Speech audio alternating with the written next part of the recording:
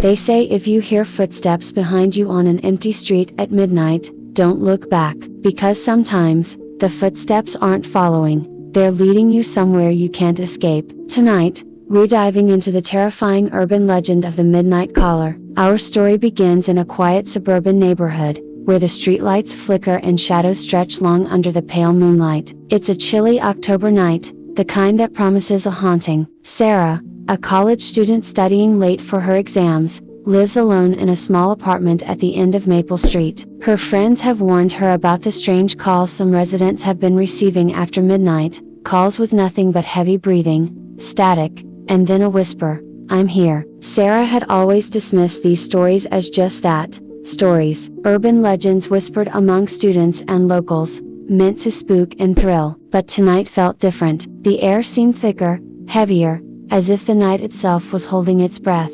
At exactly midnight, Sarah's phone buzzed. The caller ID showed an unknown number. Her heart pounded as she hesitated, fingers trembling. She answered, expecting silence or a prank. Instead, she heard soft, ragged breathing, then a voice so faint it could be mistaken for the wind. "I'm outside your door." Frozen, Sarah's eyes darted to the window. The street was empty, save for the flicker of a street lamp struggling against the darkness. The call ended abruptly. She told herself it was a sick joke, a twisted prank by someone who knew her schedule. But then, her phone rang again. This time, the voice was clearer, more urgent. "Look out the peephole." Against every instinct screaming at her to run, Sarah crept to the door and peered through the peephole. At first, nothing. Then, a pale face appeared, eyes hollow, skin translucent, a smile too wide to be human. The figure vanished before she could blink. Panic surged through her veins. She locked every door and window with trembling hands. The phone rang once more. "You can't hide,"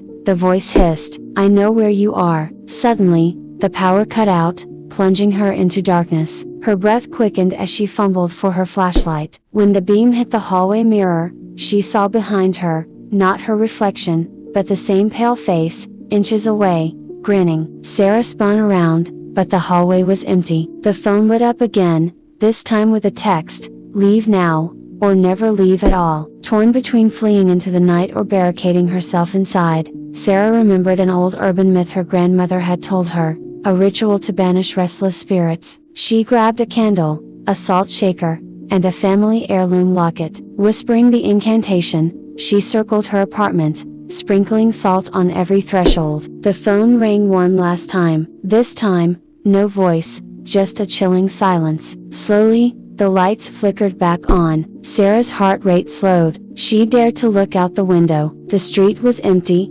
eerily quiet. Days later, Sarah learned that the Midnight Caller was a man who vanished years ago, rumored to haunt the neighborhood, seeking company in the afterlife. Some say he targets those who answer his call, pulling them into the shadows forever. Sarah spoke with neighbors, piecing together fragments of the past. They told her about Tom, a quiet man who lived alone and was known for pacing the streets at night, muttering to himself. One night, he disappeared without a trace. Since then, strange calls and sightings were reported, always around midnight. Unable to shake the feeling that something was watching her, Sarah installed new locks and a security system. Yet, every night at the stroke of 12, her phone buzzed with unknown numbers. She never answered. One evening, a knock came at her door. Her breath caught. No one was there when she looked through the peephole. The street was empty, but the chilling feeling remained. The Midnight Caller was waiting, patient. Sarah began researching, delving into old records and folklore. She discovered similar legends from other towns,